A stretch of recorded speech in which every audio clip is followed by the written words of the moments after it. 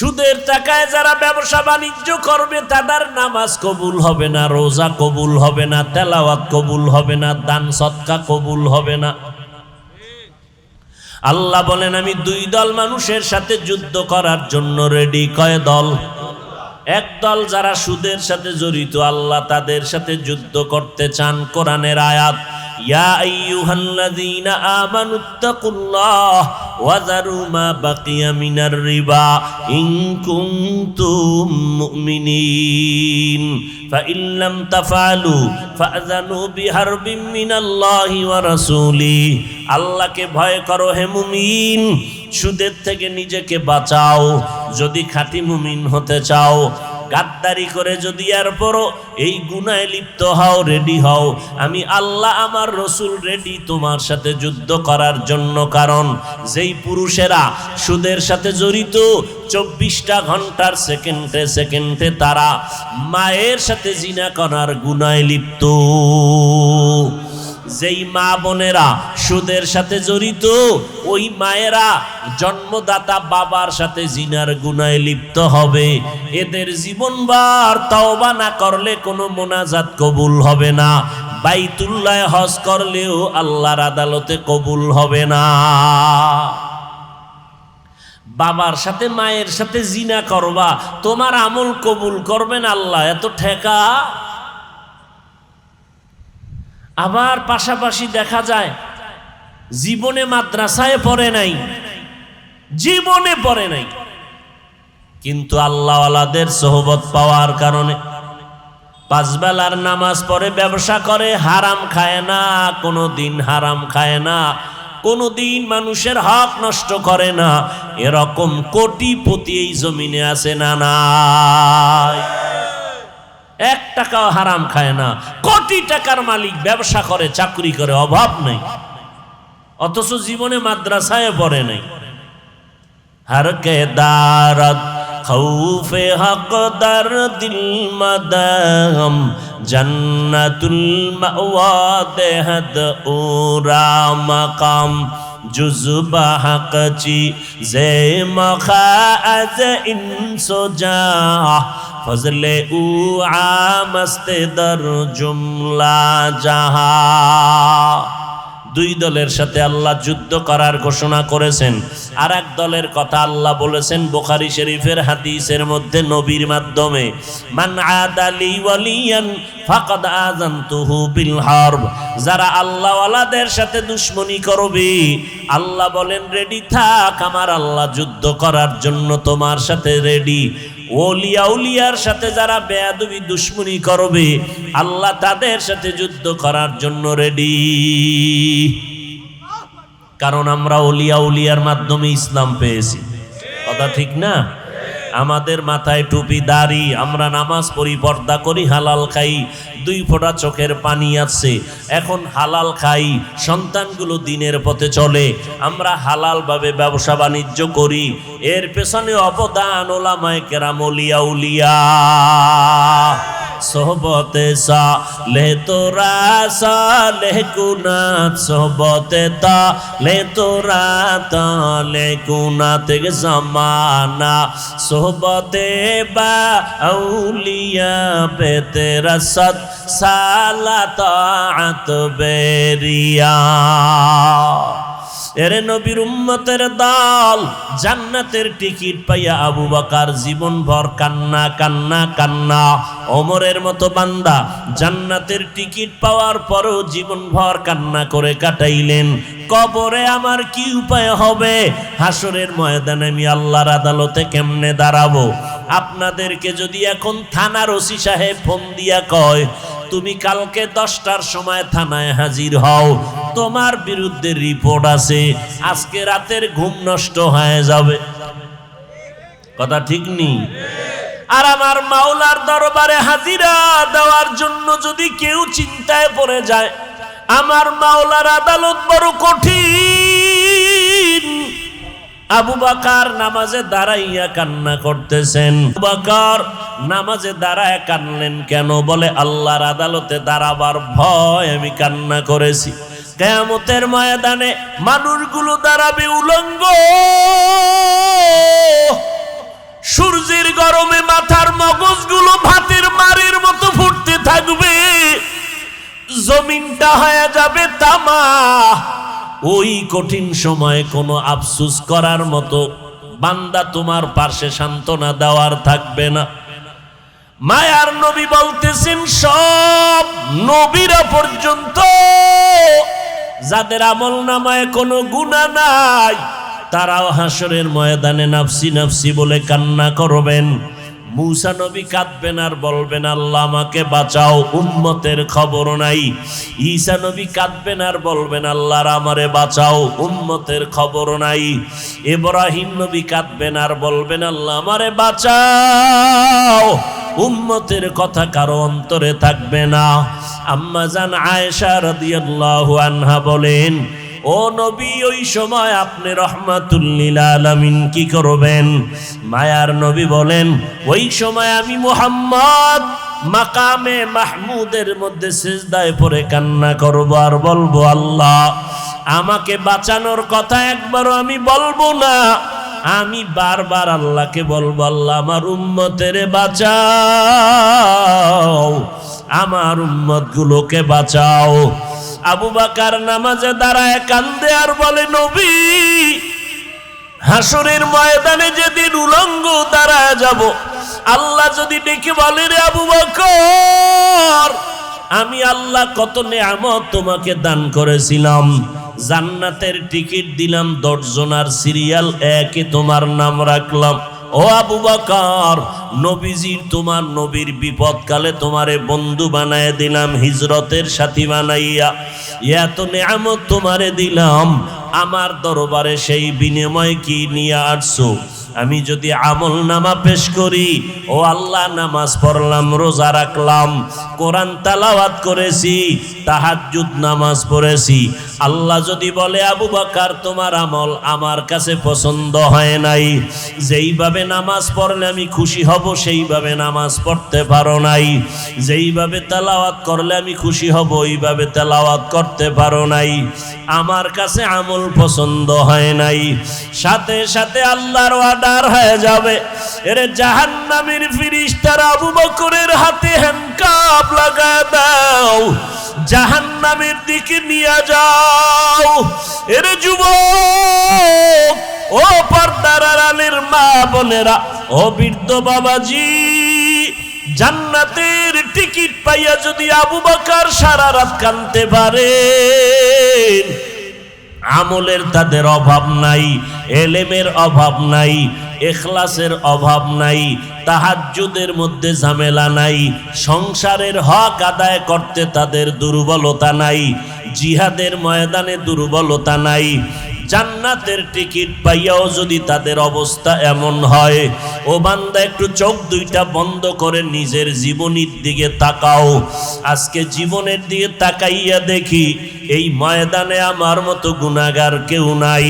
আজকে বক্তা হইয়া চেয়ারে বসছি, অথচ আমার গুনার কারণে দেখি আমার হাত না পাক, আমার ঠোঁট গুনার কারণে না পাক, আমার চোখ দুইটা গুনার কারণে না পাক, আমার অন্তরটা গুনার কারণে না পাক। আমার মতো গুনাহগার এই ময়দানে কেউ নাই।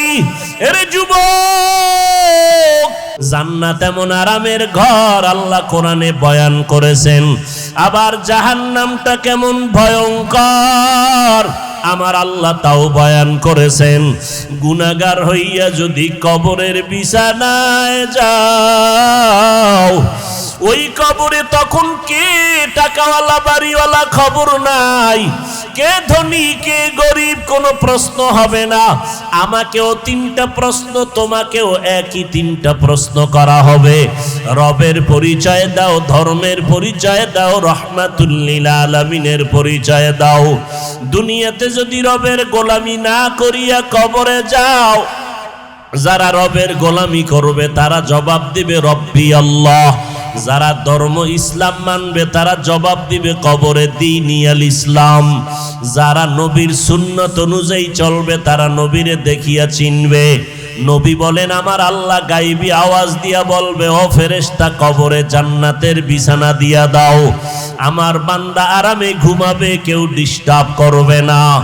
আর যারা গুনাহগার হইয়া কবরে যাবে এদেরকেও যখন প্রশ্ন করা হবে তারা জবাব দিতে পারবে না, শুধু আফসোস করে বলবে হা হা লা আদরি, আমি কিছুই জানি না, কিছুই জানি না।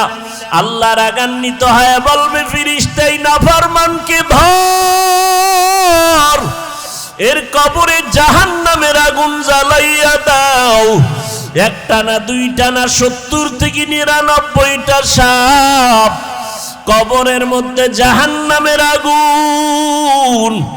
আল্লাহর অর্ডার হবে, ওরে কবরের মাটি এই গুনাহগারের দুই দিক থেকে জোরে জোরে চাপ দাও। এত জোরে চাপ দিবে পাজরের হাড় চুরমার হয়ে যাবে। ও যুবক, এখনই কি গুনাহ ছাড়বা না? মানুষ তো শখ করিয়া অনেক সময় অনেক অন্যায় করে। তোমার মনের শখ লাগাইয়া দাড়ি রাখলা না কতদিন, এখনো কি তওবা করবা না? তোমার মনের শখে পার্কে পার্কে ঘুরলা কতদিন, এখনো কি তওবা করবা না? তোমার মনের শখে মোবাইলে কত গুনার কাজ করেছো, এখনো কি তওবা করবা না? যদি তওবার নিয়ত থাকে 2 ফোঁটা চোখের পানি ছেড়ে কাঁদো আর মনে মনে আল্লাহকে ডাকো আর বলো, দয়ার মালিক জীবনে আর গুনাহ করব না, নামাজ ছাড়ব না, বেপরদায় চলব না, মা বাবারে কষ্ট দিব না, নবীর তরিকা মানিয়া জীবন চালাবো, মা বাবার দোয়া নিয়ে চলবো, ওলিয়া উলিয়া ওলামায়ে কেরামের পরামর্শ নিয়ে চলবো, দেশ ও জাতির বিরুদ্ধে ষড়যন্ত্র করব না, নিজে কোনো মানুষের ক্ষতি কখনো করব না। তওবা করার যদি নিয়ত হয়, খাঁটি তওবার নিয়তে 2 হাত আল্লাহকে দেখাইয়া দাও। অবশ্যই তোমাদের জন্য রয়েছে আমার রসুলের মধ্যে সর্বোৎকৃষ্ট উত্তম আদর্শ। হাদিসের মধ্যে আল্লাহর রসুল বলেন, তারাকতু ফীকুম আমরাইন, আমি তোমাদের কাছে 2টো জিনিস রেখে যাচ্ছি বিদায় বেলা। লান তাদিল্লু মা তামাসসাকতুম বিহিমা, কখনো তোমরা লাইনচ্যুত হবে না, পথভ্রষ্ট হবে না যদি ওই 2 জিনিসকে আঁকড়ে ধরো। কিতাবাল্লাহি ওয়া সুন্নাতা রাসূলি, 1 নাম্বার আল্লাহর কিতাব কোরআনুল কারীম, দ্বিতীয় হলো রসুলের সুন্নত। এই 2 জিনিস যারা আঁকড়াইয়া ধরবে, নবীজি তাকিদ দিয়ে চ্যালেঞ্জ দিয়ে বলেছেন তাদের কোনো বিপদ হওয়ার আশঙ্কা থাকবে না। কয় জিনিস? আওয়াজ দিয়ে বলেন, কত জিনিস? 2 জিনিসের প্রথমটা কি বলেন? জবান খুলে বলেন, কোরআন। দ্বিতীয়টা কি? সুন্নত। কার সুন্নত? রসুলের সুন্নত। বর্তমানে এই 2 জিনিস যার কাছে যত পার্সেন্ট আছে, আল্লাহর কসম তারা তত পার্সেন্ট সম্মান আর শান্তিতে আছেন। এই 2 জিনিস যাদের কাছে যতটুকু নাই, তারা ততটুকু সম্মানেও নাই, শান্তিতেও নাই। উপরে উপরে শান্তি দেখলে কি হবে? অন্তর জ্বালায় মরে। আলোচনা সংক্ষেপ, রাত্র অধিক, দীর্ঘ রাত্র আলোচনা করার অভ্যাস নাই, চেষ্টা করলেও পারি, কিন্তু এই বদঅভ্যাস করা যাবে না। কারণ হাজার হাজার বয়ান এক পালায় দিলেও ফজরের সুন্নতের মর্যাদার সমান হবে না। অতএব আমাদের ঘুমাইতেও হবে, ফজরও পড়তে হবে, বয়ানও শুনতে হবে, আমলও করতে হবে। আপনি বয়ান শুনে গেলেন, আমল করলেন না, ফজর পড়লেন না, তাহলে আপনার এই বয়ান জাহান্নামে নেওয়ার জন্য যথেষ্ট। যদিও আপনাদের এই অঞ্চলগুলোতে সারা রাত ব্যাপী ওয়াজ হয়, তাও খাওন ছাড়া লোক ধরে রাখা যায় না। মহিষ, দুম্বা, উট, ভেড়া, গরু, ছাগল এগুলো দিয়া এরপরে অনেকে আবার মাইকিং করে, পোস্টারে লেখে আখিরি মোনাজাতের পরে তবারক আছে।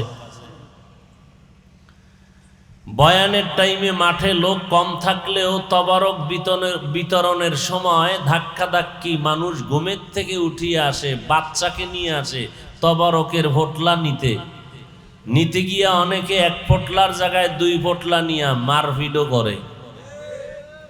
খাইয়া লইয়া ঘুমাইছে, ফজর ভরে না। এরকম বদ আখলাকওয়ালা মানুষ আছে না নাই? তবারক খাইলে বরকত হবে, নামাজ লাগবে না। এই ধান্দাবাজি আর কতদিন? আমাকে একটু জবাব দিবেন মুরব্বীরা,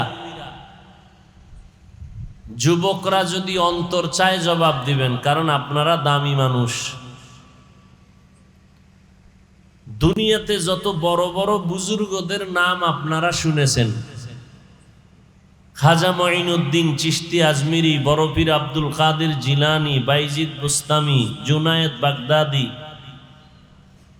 সিলেটের শাহজালাল রহমাতুল্লাহ আলাই, শাহপরান, শাহ মখদুম, শাহ আলী, খানজাহান আলী, এরপরে ফুরফুরা, জৈনপুরি, সারসিনা, চরমনাই, উজানি, বাহাদুরপুর, এই যত নাম বললাম,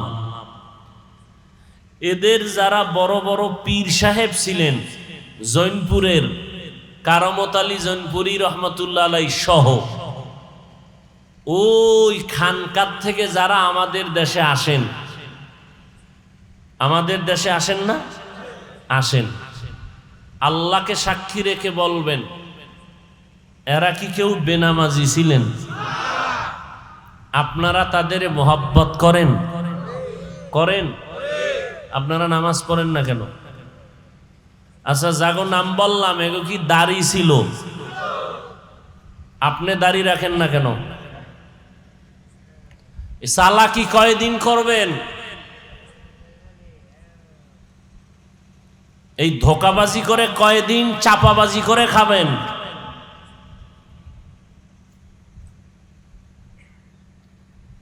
আপনি জৈনপুরের খুব মোহাব্বত করেন, কিন্তু জৈনপুর হুজুরে নামাজের কথা কয় না, নামাজ পড়েন না, আপনি বেয়াদব।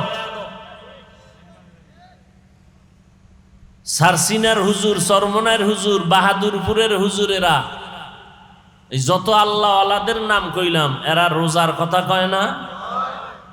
আমার জানা মতে জৈনপুরের হুজুরেরা যারা আসেন ইন্ডিয়ার থেকে, এরা তো লোকালয় বেরও বেশি হয় না, গোসল করে তাও ভিতরে পর্দা লাগাইয়া। আপনারা যারা ভক্ত দাবি করেন, আপনারা গান শুনেন কেন? দাড়ি কাটেন কেন? সুদের টাকায় ব্যবসা করেন কেন? কি চালাক বাঙালি, মাস্তান মাস্তান ভাব। এই মাস্তানি তো দুনিয়ায় চলবে না, কবরের ভিড়া তো আছেই। যারা নামাজ পড়ে না, যারা দাড়ি রাখে না, যারা পর্দা করে না, যারা সুদ খায়, এই যত আল্লাহওয়ালাদের নাম বললাম, এরা সবাই তাদের দুশ্মন। এরা জৈনপুরের দুশ্মন, এরা ফুরফুরার দুশ্মন, এরা খাজা মঈনুদ্দিনের দুশ্মন, এরা বড় পীর সাহেবের দুশ্মন, এরা সমস্ত আহলে হক পীর মাশায়েখের দুশ্মন। 1 নাম্বার ভক্ত আমরা টুপিওয়ালা, দাড়িওয়ালা, পর্দাওয়ালারা। তবে আমরা চাপাবাজি করি না, চাপাবাজির অভ্যাস নাই। গাছ তোমার নাম কি? কথা কয় না। গাছ তোমার নাম কি? খাজা মঈনুদ্দিনের জন্য কি পাগল, গাঞ্জা খায় বয়ে বয়ে। খাজা মঈনুদ্দিন কোনোদিন গাঞ্জা খেয়েছেন? খাজা মঈনুদ্দিনের ইতিহাস যদি বলি রাত কেটে যাবে, কত বড় আল্লাহওয়ালা ছিলেন।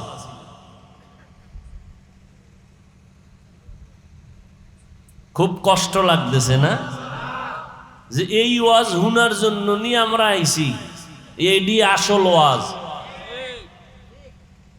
এর সাথে যদি আবার ইসলামী আইন কায়েম কইরা জেলখানায় ঢুকায় রাখা যাইতো যে তওবা করবি, নামাজ আর ছাড়বি না, এরপরে মুক্তি দেওয়া হবে, তাহলে এটা ওই তো টোটাল টাটকা ওয়াজ।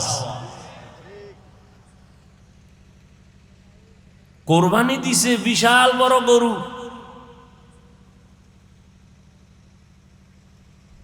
অথচ 5 ওয়াক্ত নামাজ পড়ে নাই।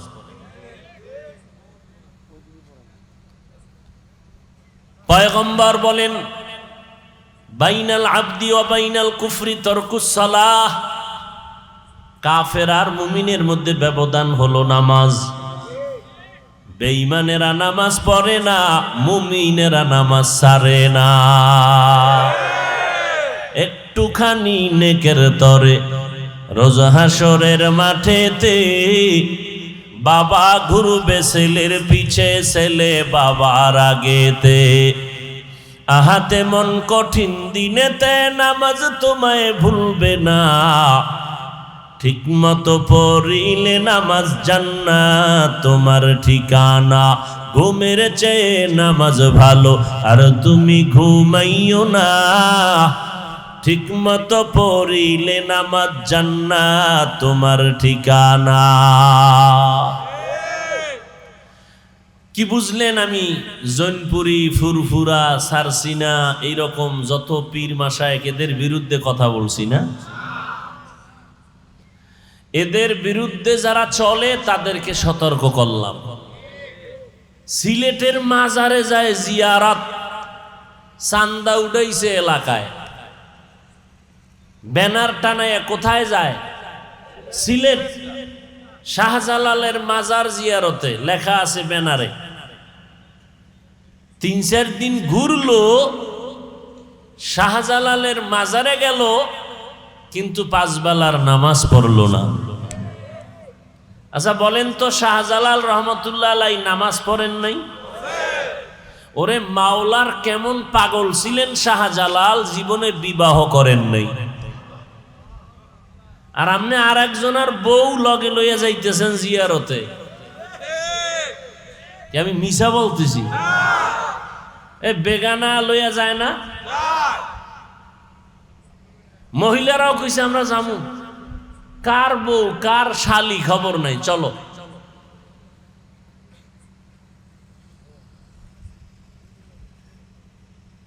খাটিয়া পীর মাশায়েখের দরবারে যদি এই সমস্ত উল্টা পাল্টা চলে, তো খাঁটি দরবার পাবো কই? সিনেমা হলে ঢুকলে ওয়াজ মাহফিল শোনা যায় না? কথা বলেন না কেন? সেখানে গান, বেপর্দা, কথা ঠিক? তো পিসাবগ দরবারে যদি এগুলি চলে, তো সিনেমা হলে আর পিসাবের দরবারে ব্যবধান কি? অতএব আপনাদের এই যে আশরাফ আলী মৌলভী রহমতুল্লাহ আলাইহি বড় বুজুর্গ মানুষ ছিলেন, এর রেখে যাওয়া মোহাব্বত যদি ধরে রাখতে চান, তাহলে সহি তরিকে একটা মাদ্রাসা করেন। ইনশাল্লাহ আমি ওয়াদা দিয়ে গেলাম, আল্লাহ সুস্থ রাখলে প্রত্যেক বছর আসব। আমি বলছি সাব্বিরকে আগামীতে 2 দিন দিবি, 2 দিন দিবি, একদিন আমি, আর একদিন অন্য অনেক বক্তা ভালো ভালো আলেম ওলামা রাখবি। এখন সাব্বির একা পারবে না, আপনাদের সহযোগিতা লাগবে না? সহযোগিতা করতে যায় যদি লাডিও হাতে লন, যে পোস্টারে আমার নাম দিতে হবে বড় কইরা, হুজুরগো নাম দিতে হবে ছোট কইরা, তখন প্যাচ লাগবে নি? সব জায়গায় রাজনীতি, সব জায়গায় ভ্যাট নীতি আর রাজনীতি, ওয়াজের ভ্যান্ডেল রাজনীতি। আমরা রাজনীতির ওয়াজ করতে পারবো না। আবার অবাধে রাস্তাঘাটে চলতো, বিয়া শাদী নাই, যখন যেখানে সেখানে মনে চায় যৌবনের আদান প্রদান করত। বর্তমান আল্লাহর ঘর বাইতুল্লাহর চারদিকে এরা তওয়াফ করত নারী আর পুরুষ উলঙ্গ হইয়া। ওরা কোরবানি দিত, পশুর রক্ত এগুলো বাইতুল্লাহর দেওয়ালে এভাবে মুছতো, মনে করতো কামিয়াব হয়ে গেছে। ঠিক সেই সময় আমার রসুল পৃথিবীতে আসলেন আব্দুল্লাহর ঔরসে মা আমেনার গর্ভ থেকে মক্কা নগরীতে। নবী আসা মাত্রই পরিবর্তন শুরু। 1000 বছরের প্রজ্বলিত আগুন নিভে গেল। আম্মাজান আমেনা বলতেছেন, মুহাম্মদ যখন দুনিয়াতে আসছে নার কাটা অবস্থায়, খতনাকৃত অবস্থায়, আমি আমেনা টের পাই নাই, কোনো রক্ত যায় নাই, কোনো ব্যথা অনুভব করি নাই। নবী আসছেন সেজদার হালাতে, এসে আল্লাহর শুকর আদায় করছেন। নবী জীবনে উলঙ্গ হন নাই। আমার নবীকে দিয়া আল্লাহ কিয়ামত পর্যন্ত পুরা দুনিয়াটাকে সাজাবেন ইসলামের লাইনে। এজন্য নবীকে ছোট থেকেই তৈরি করে নিছেন। আসার আগে বাবারে নিয়ে গেলেন, অল্প বয়সে মা হারাইলেন, 8 বছরে দাদা নাই। এর কিছুদিন পরে আবার চাচা আবু তালিব, সেও নাই। নবী নিঃস্ব, আপন যারা এখন আছে সব জানের দুশ্মন, পেলেই হত্যা করবে। কিন্তু রসুলের উত্তম আদর্শ দিয়ে খুবই অল্প টাইমে টোটাল পৃথিবীটাকে নাড়া দিয়ে ফেললেন। মক্কা নগরী এখন উজ্জ্বল নগরীতে পরিণত হলো। রসুলের আদর্শ এত উত্তম, নবী কাউকে গালি দেন না, নবী কারো বিরোধিতা করেন না, নবী কারো গালির জবাবও দেন না। একজনে গালি দিতেছে, নবী হাসতেছেন, পাশে ওমর বসা, মেজাজ গরম, নবী একটু ইশারা দিল, রে ভর্তা করে ফেলুম। নবী ইশারা দেন না, নবী বলেন গালি দেওয়ার তার অধিকার আছে, দিয়া যাক। পার্শ্বে আবু বকর আর কত ধৈর্য ধারণ করবেন, দাঁড়ায় গেলেন, জবাব দিতেছেন। নবীর চেহারাটা আগে ছিল উজ্জ্বল, এখন মলিন হয়ে গেল। ইহুদি গালি দিয়া ইচ্ছা রকম চলে গেছে। আবু বকর বলে, নবী আমি দাঁড়ানোর পর আপনার চেহারা মলিন করলেন কেন? নবী বলেন, যতক্ষণ চুপ ছিলাম তুমিও চুপ ছিলা, রহমতের ফেরেশতা আমাদের পক্ষ হয়ে জবাব দিতেছিল। যখনই বিচারটা হাতে নিছো ফেরেশতা চলে গেছে, আমি মুহাম্মদ বড় কষ্ট পেয়েছি। নবী জীবনে গালি দেন নাই, গালির জবাবও দেন নাই। 63 বছর হায়াতে রসুল একটা মিথ্যা কথা বলেন নাই। আল্লাহ নবীকে এমন আদর্শের করে বানাইলেন, নবীর আদর্শ পাইয়েই 10 বছরের বালক হযরত আলী, নবীর এক পর্যায়ে জামাতা, 10 বছর বয়সে রসুলের হাতে কালেমা পড়ছেন। কে? হযরত আলী। সে আলী রসুলের কলিজার টুকরাকে বিবাহ করলেন। কাকে? ফাতেমা রাদিয়াল্লাহু আনহাকে। এবং দোয়া করে দিলেন, আনা দারুল হিকমা ওয়া আলিয়ুন বাবুহা। আমি মুহাম্মদ দোয়া করে দিলাম, আমি হলাম হেকমতের ঘর, আর এই হেকমতের ঘরের দরওয়াজা বানায় দিলাম হযরত আলীকে। এক ইহুদি, একজন ইহুদি একবার ওমরে ফারুকের কাছে এসে জিজ্ঞাসা করে, তোমাদের মুহাম্মদের আদর্শটা কেমন?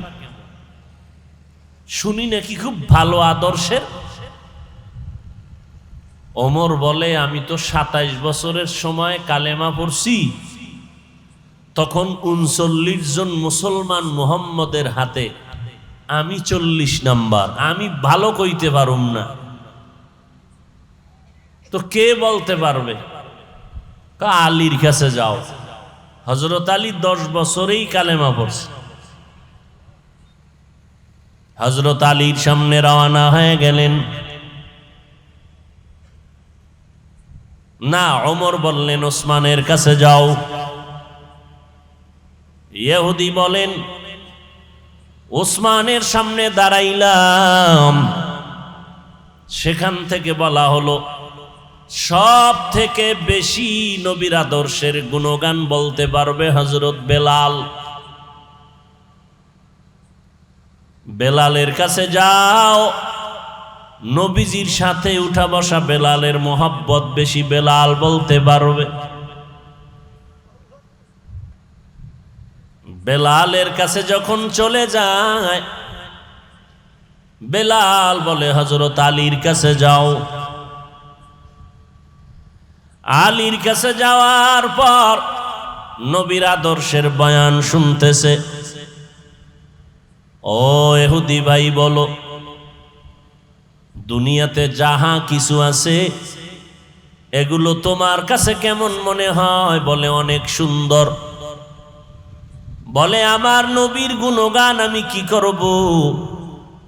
সারা আসমান জমিন গ্রহ নক্ষত্র সব যদি এক পালায় দেওয়া হয়, আমার রসুলের আদর্শের সমতুল্য হবে না।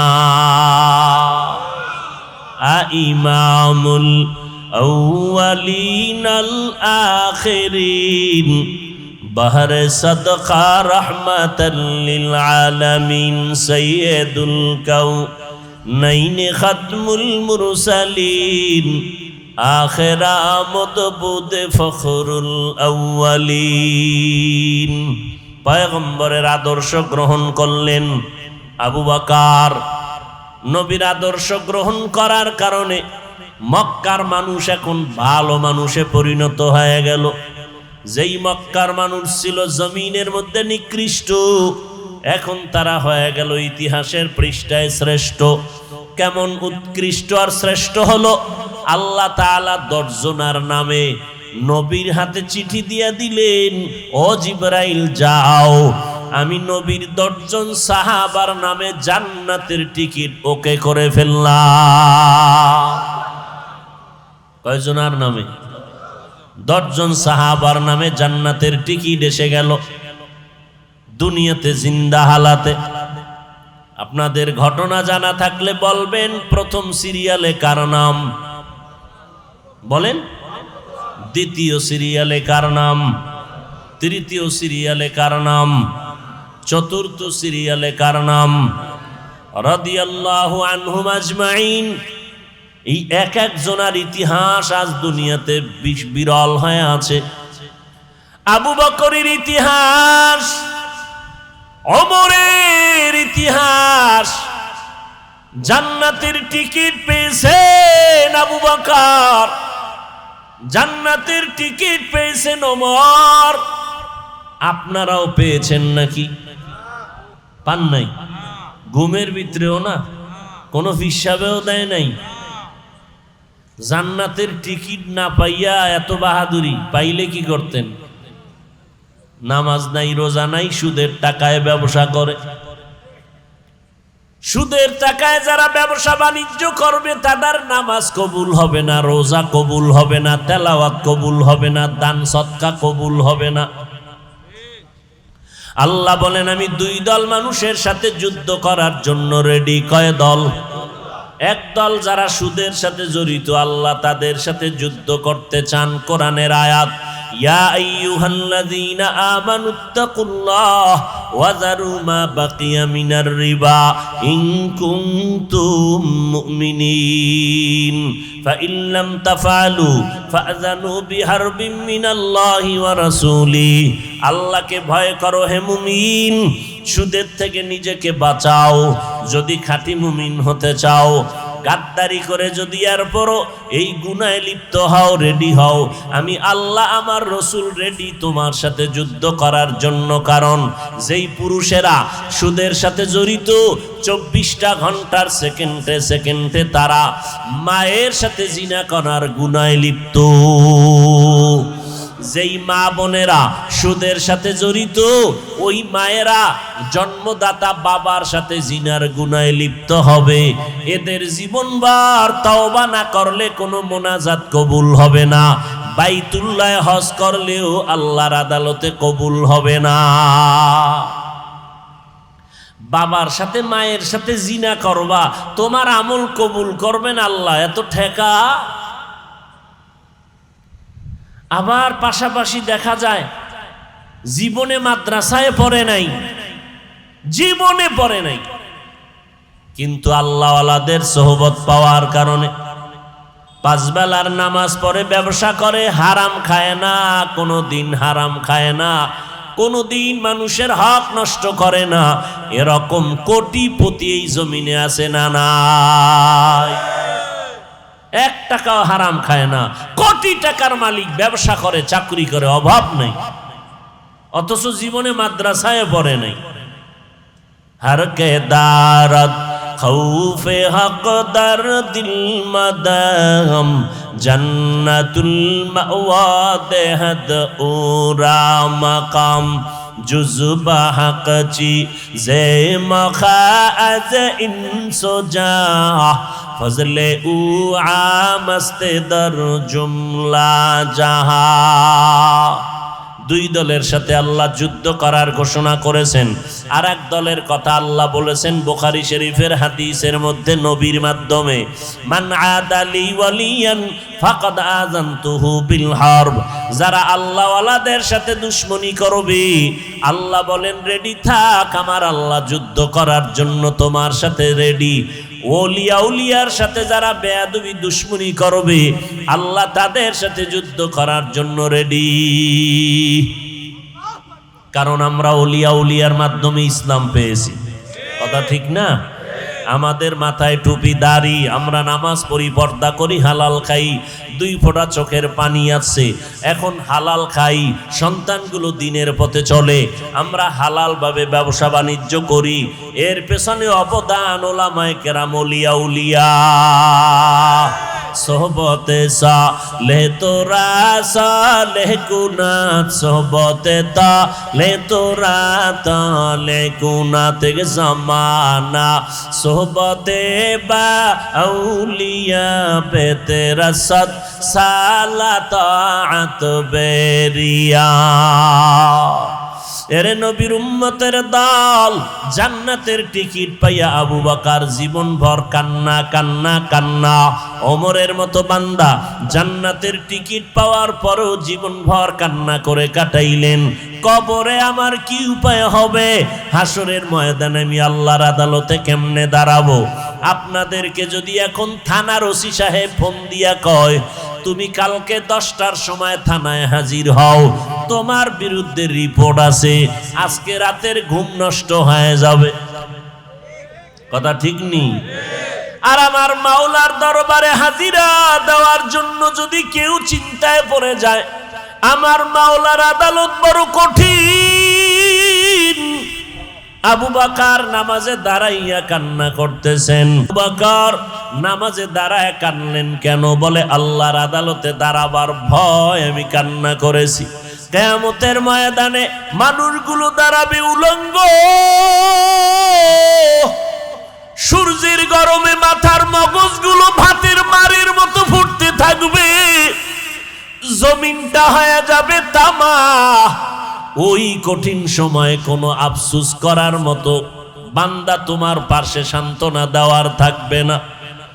মায়ার নবী বলতেছেন সব নবীরা পর্যন্ত যাদের আমল নামায় কোনো গুনাহ নাই, তারাও হাসরের ময়দানে নাফসি নাফসি বলে কান্না করবেন। মূসা নবী কাঁদবেন আর বলবেন আল্লাহ আমাকে বাঁচাও, উম্মতের খবর নাই। ঈসা নবী কাঁদবেন আর বলবেন আল্লাহ আমারে বাঁচাও, উম্মতের খবর নাই। ইব্রাহিম নবী কাঁদবেন আর বলবেন আল্লাহ আমারে বাঁচাও, উম্মতের কথা কারো অন্তরে থাকবে না। আম্মা জান আয়েশা রাদিয়াল্লাহু আনহা বলেন, ও নবী ওই সময় আপনি রহমাতুল লিল আলামিন কি করবেন? মায়ার নবী বলেন, ওই সময় আমি মুহাম্মদ মাকামে মাহমুদের মধ্যে সিজদায় পড়ে কান্না করব আর বলবো, আল্লাহ আমাকে বাঁচানোর কথা একবারও আমি বলবো না, আমি বারবার আল্লাহকে বলবো, আল্লাহ আমার উম্মতের বাঁচাও, আমার উম্মত গুলোকে বাঁচাও। আবু বকর নামাজে দাঁড়ায় কান্দে আর বলে, নবী হাসরের ময়দানে যেদিন উলঙ্গ দাঁড়ায় যাব, আল্লাহ যদি ডেকে বলে, রে আবু বকর আমি আল্লাহ কত নেয়ামত তোমাকে দান করেছিলাম, জান্নাতের টিকিট দিলাম 10 জনার সিরিয়াল 1-এ তোমার নাম রাখলাম, ও আবু বকর নবীজির তোমার নবীর বিপদকালে তোমারে বন্ধু বানায় দিলাম, হিজরতের সাথী বানাইয়া এত নেয়ামত তোমারে দিলাম, আমার দরবারে সেই বিনিময় কি নিয়ে আসছো? আমি যদি আমল নামা পেশ করি, ও আল্লাহ নামাজ পড়লাম, রোজা রাখলাম, কোরআন তেলাওয়াত করেছি, তাহাজ্জুদ নামাজ পড়েছি, আল্লাহ যদি বলে আবু বকর তোমার আমল আমার কাছে পছন্দ হয় নাই, যেইভাবে নামাজ পড়লে আমি খুশি হব সেইভাবে নামাজ পড়তে পারো নাই, যেইভাবে তেলাওয়াত করলে আমি খুশি হব ওইভাবে তেলাওয়াত করতে পারো নাই, আমার কাছে আমল পছন্দ হয় নাই, সাথে সাথে আল্লাহর অর্ডার হয়ে যাবে, এরে জাহান্নামের ফেরেশতারা আবু বকরের হাতে হ্যান্ডকাপ লাগায় দাও, জাহান্নামের দিকে নিয়ে যাও।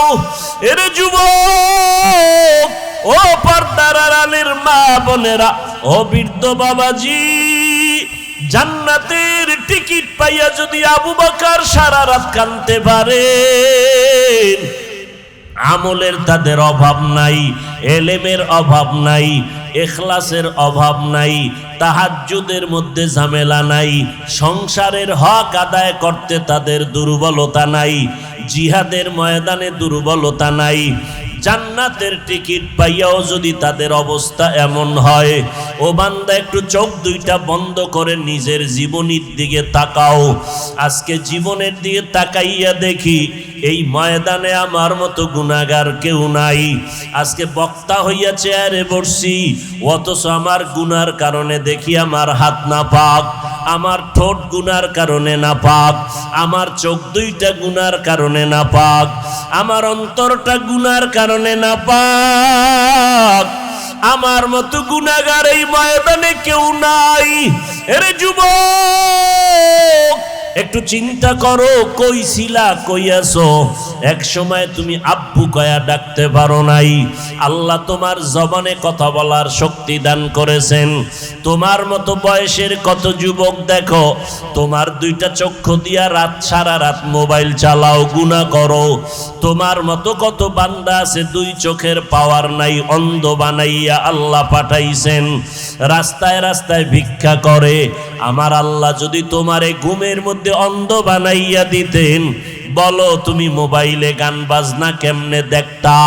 আল্লাহ তোমারে সুন্দর চেহারা দান করেছেন, আল্লাহর দেওয়া নেয়ামত খাইতেছো, আল্লাহর দেওয়া পানি ভোগ করতেছো, আল্লাহর দেওয়া বাতাস, আল্লাহর দেওয়া জমিনের ফসল গাছের ফল খাইতেছো। তোমারে যদি কেউ 5,000 টাকা দেয়, তুমি তার গুণগান গাও।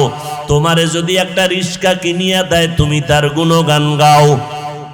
তোমারে যদি একটা দোকান উঠাইয়া দেয় কেউ ব্যবসার জন্য, তুমি তারে জীবনে ভুলো না, তোমার চেয়ার ছাইরা তারে বসার জন্য আগায় দাও। আমার মাওলায় তোমারে দুইটা হাত দিছেন, বলো আল্লাহরে কে দিয়েছো? আমার মাওলায় তোমারে দুটো সুন্দর চক্ষু দান করেছেন, বলো এর বিনিময় আল্লাহকে কে দিয়েছো? আমার আল্লাহ তোমারে সুন্দর হায়াত দিয়েছেন, বলো আমার মালিকের কি দিয়েছো? আমার আল্লাহ তোমার জবানে কথা বলার শক্তি দান করেছেন, বিনিময় আল্লাহকে কি দিয়েছো? আল্লাহ দুটো হাত ভালো রাখছেন, বলো বিনিময় আল্লাহকে কি দিয়েছো? আল্লাহ তোমার আমার প্রয়োজনে সূর্যের আলো দিয়েছেন, বলো বিনিময় আল্লাহকে কি দিয়েছো? রাতের বেলা চাঁদের আলো দিয়েছেন, বলো আল্লাহকে কি দিয়েছো? আমার আল্লাহ জমিনের ফসল তোমার আমার জন্য কত সুন্দর করে দিয়েছেন, ভোগ করার জন্য তুমি আল্লাহকে কি দিয়েছো? আল্লাহ তো তোমার বাড়ি চায় না, টাকা চায় না, পয়সা চায় না, আল্লাহ তো বলে নাই ব্যবসা বাণিজ্য লেখাপড়া চাকরি বন্ধ করে সারা রাত সেজদায় পড়ে থাক। আল্লাহ তো এটা চায় না। আল্লাহ বলে বান্দা ব্যবসা কর, লেখাপড়া কর, চাকরি কর, সময় মতো সেজদা দে, 5 বেলার নামাজ পড়, মা বাবার দোয়া নিয়ে চল, ওলামায়ে কেরামের পরামর্শ নিয়ে চলো, নবীজির আদর্শ মানিয়ে চলো। নবীর আদর্শের কারণে আজকে এত সম্মান। সারা দুনিয়াবাসী আজকে ইসলামের দুশ্মনী করে, বেঈমানেরা মাদ্রাসার বিরোধিতা করে, কোরআনের বিরোধিতা করে। ও যুবকেরা, আমরা যারা টুপিওয়ালা দাড়িওয়ালা নামাজ পড়ি, পর্দা করি, হালাল খাই, বলো আমাদের স্বাধীনতা কোথায় নষ্ট হয়ে গেল? আমাদের খানাও বন্ধ হয় নাই, আমাদের চলাফেরার স্বাধীনতাও নষ্ট হয় নাই। আমাদের মতো দাড়িওয়ালা নামাজি ব্যবসা করে অভাব নাই, চাকরি করে অভাব নাই। তুমি কেন বলো নবীর তরিকা মানলে স্বাধীনতা চলবে না? বরং আমি চ্যালেঞ্জ করে বলবো, আমরা যারা নবীর তরিকা মানিয়ে চলি, আমাদের মতো সম্মানে জমিনে বর্তমানে কেউ নাই। আমরা যারা নবীর আদর্শ মানিয়ে চলি, আমাদের মতো শান্তিতে জমিনের মধ্যে কেউ নাই। তোমারে কোন শয়তানে ধোকায় ফেলে দিল, আজকে তুমি টুপি মাথায় দিতে চাও না, অথচ তুমি মুসলমান, আমিও মুসলমান। তুমি যে আল্লাহ মানো, আমিও সে আল্লাহ মানি। তোমার নবী আমার নবী এক, তোমার কোরআন আমার কোরআন এক। আমি টুপি মাথায় না দিলে লজ্জা পাই, আর তুমি টুপি মাথায় দিতে লজ্জা পাও। আমি দাড়ি কাটলে লজ্জা পাই, আর তুমি দাড়ি রাখতে লজ্জা পাও। আমি লম্বা পোশাকটা না পরলে লজ্জা পাই, তুমি লম্বা পোশাক পরতে লজ্জা পাও। আমি বেপর্দায় চলতে লজ্জা পাই, আর তুমি পর্দা করতে লজ্জা পাও। যেগুলো বেঈমানের চরিত্র ছিল, সেগুলো তুমি মুসলমানের মধ্যে ঢুকাইলা কেন রে বাবা? মনে মনে কি ভাবতেছো কোরআন মিথ্যা? পারলে একটা প্রমাণ দাও, এখন দাড়ি কেটে ফেলবো, নামাজ রোজা বাদ দিয়ে দিব। তুমি কেন? বড় বড় মনীষী, বড় বড় পণ্ডিতেরাও তো ভুল বের করতে পারে নাই। কিয়ামত পর্যন্ত কোরআনের ভুল বের করতে পারবে না। ওই কোরআন সত্য, ওই কোরআনে গুনাহ নিয়ে যারা কবরে যাবে তাদের জাহান্নামে ভুগতে হবে, তাও সত্য। নেক আমলওয়ালারা জান্নাত পাবে, কোরআনের ঘোষণা, তাও সত্য। জান্নাত এমন আরামের ঘর, আল্লাহ কোরআনে বয়ান করেছেন। আবার জাহান্নামটা কেমন ভয়ঙ্কর, আমার আল্লাহ তাও বয়ান করেছেন। গুনাহগার হইয়া যদি কবরের বিছানায় যাও, ওই কবরে তখন কে টাকাওয়ালা বাড়িওয়ালা খবর নাই, কে ধনী কে গরিব কোনো প্রশ্ন হবে না। আমাকেও 3টা প্রশ্ন, তোমাকেও একই 3টা প্রশ্ন করা হবে। রবের পরিচয় দাও, ধর্মের পরিচয় দাও, রহমাতুল লিল আলামিনের পরিচয় দাও। দুনিয়াতে যদি রবের গোলামি না করিয়া কবরে যাও, যারা রবের গোলামি করবে তারা জবাব দিবে রব্বি আল্লাহ। যারা ধর্ম ইসলাম মানবে তারা জবাব দিবে কবরে দীনিয়াল ইসলাম। যারা নবীর সুন্নত অনুযায়ী চলবে তারা নবীরে দেখিয়া চিনবে। নবী বলেন, আমার আল্লাহ গাইবী আওয়াজ দিয়া বলবে, ও ফেরেশতা কবরে জান্নাতের বিছানা দিয়া দাও, আমার বান্দা আরামে ঘুমাবে, কেউ ডিস্টার্ব করবে না। আর যারা গুনাহগার হইয়া কবরে যাবে, এদেরকেও যখন প্রশ্ন করা হবে তারা জবাব দিতে পারবে না, শুধু আফসোস করে বলবে, হা হা লা আদরি, আমি কিছুই জানি না, কিছুই জানি না। আল্লাহ রাগান্বিত হয়ে বলবে, ফেরেশতাই নাফরমানকে ধর, এর কবরে জাহান্নামের আগুন জ্বালাইয়া দাও। 1টা না 2টা না 70 থেকে 99টা সাপ কবরের মধ্যে জাহান্নামের আগুন। আল্লাহর অর্ডার হবে, ওরে কবরের মাটি, এই গুনাহগারের 2 দিক থেকে জোরে জোরে চাপ দাও। এত জোরে চাপ দিবে পাজরের হাড় চুরমার হয়ে যাবে। ও যুবক, এখনই কি গুনাহ ছাড়বা না? মানুষ তো শখ করিয়া অনেক সময় অনেক অন্যায় করে। তোমার মনের শখ লাগাইয়া দাড়ি রাখলা না কতদিন, এখনো কি তওবা করবা না? তোমার মনের শখে পার্কে পার্কে ঘুরলা কতদিন, এখনো কি তওবা করবা না? তোমার মনের শখে মোবাইলে কত গুনার কাজ করেছো, এখনো কি তওবা করবা না? যদি তওবার নিয়ত থাকে 2 ফোঁটা চোখের পানি ছেড়ে কাঁদো আর মনে মনে আল্লাহকে ডাকো আর বলো, দয়ার মালিক, জীবনে আর গুনাহ করব না, নামাজ ছাড়ব না, বেপরদায় চলব না, মা বাবারে কষ্ট দিব না, নবীর তরিকা মানিয়া জীবন চালাবো, মা বাবার দোয়া নিয়ে চলবো, ওলিয়া উলিয়া ওলামায়ে কেরামের পরামর্শ নিয়ে চলবো, দেশ ও জাতির বিরুদ্ধে ষড়যন্ত্র করব না, নিজে কোনো মানুষের ক্ষতি কখনো করব না। তওবা করার যদি নিয়ত হয়, খাঁটি তওবার নিয়তে 2 হাত আল্লাহকে দেখাইয়া দাও। আয় আল্লাহ, আমাদের তওবা কবুল করে নেন। আয় আল্লাহ, নবীর তরিকা মেনে চলার তৌফিক দান করেন, তওবার উপরে মজবুত হয়ে চলার তৌফিক দান করেন, আমিন। আলহামদুলিল্লাহি রাব্বিল আলামিন, সালাতু ওয়াসসালামু আলা সাইয়্যিদিল আমবিয়াই ওয়াল মুরসালিন ওয়া আলা আলিহি ওয়া আসহাবিহি আজমাইন। ইয়া আরহামার রাহিমিন, ইয়া আরহামার রাহিমিন, ইয়া আরহামার রাহিমিন। রব্বিরহামহুমা কামা রব্বায়ানি সগীরা। আল্লাহুম্মা ইন্নাকা আফুউন কারীম তুহিব্বুল আফওয়া ফা'ফু আন্না। ও দয়ার মালিক, আমরা গুনার বোঝা নিয়ে আপনার দরওয়াজায় হাত তুলেছি। কত উলামায়ে কেরাম, কত মুরব্বী, কত হাজী সাহেব, কত ব্যবসায়ী, কত চাকরিজীবী, কত যুবক, কত ছাত্র ভাই, পর্দার আড়ালে কত মা বোনেরা হাত তুলেছেন। মেহেরবানি করে সবার জীবনের সমস্ত গুনাহগুলো মাফ করে দেন আল্লাহ। আয় আল্লাহ, আয়োজনকারী, সহযোগিতাকারী এলাকাবাসীকে কবুল করে নেন, আলোচনার ভুল ত্রুটি ক্ষমা করে দেন।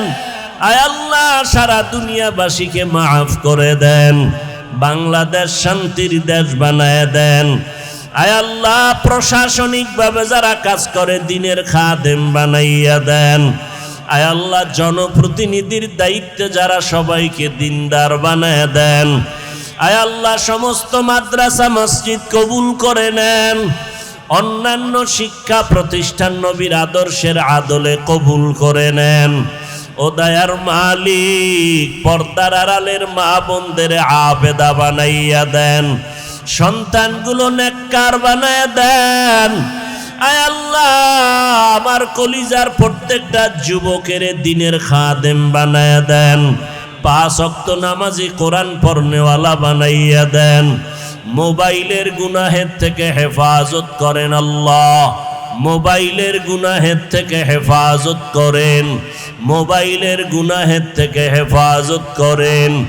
আয় আল্লাহ, অন্তর থেকে রিয়া, হাসাদ, কিবির দূর করে ইখলাস দান করেন, ইলম ও হিলম ও হিকমত ও আমলে বরকত দান করেন। আয় আল্লাহ, চলার পথে ইজ্জতের সাথে হেফাজত করেন, সারা দুনিয়ায় ইজ্জতের সাথে খেদমতের জন্য কবুল করে নেন। নবীজির সুন্নাতওয়ালা জিন্দেগি আমাদের দান করেন। আয় আল্লাহ, নবীজির রওজা মোবারক বাইতুল্লাহ জিয়ারতের তৌফিক দান করেন। আয় আল্লাহ, আমাদের সবার দিলের নেক আশা পূরণ করে দেন। আমরা যারা হাত তুলেছি, জানি না কার মা নাই, কার বাবা নাই, অন্ধকার কবর থেকে দোয়া চায় রে সন্তান, ওই মা বাবার চেহারাটাও কি মনে পড়ে না? ও আল্লাহ, জানি না ময়দানে কারা ইয়তীম। আয় আল্লাহ, এতিমদের আমিন কবুল করিয়া নেন। আয় আল্লাহ, এতিমদের আমিন কবুল করিয়া নেন। কবরকে জান্নাতের বাগান বানায় দেন। আম্বিয়ায়ে কেরাম, সাহাবায়ে কেরাম, শুহাদায়ে কেরাম, আউলিয়ায়ে কেরাম, আসাতেজায়ে কেরাম, সবার রুহের উপরে সওয়াব পৌঁছাইয়া দেন।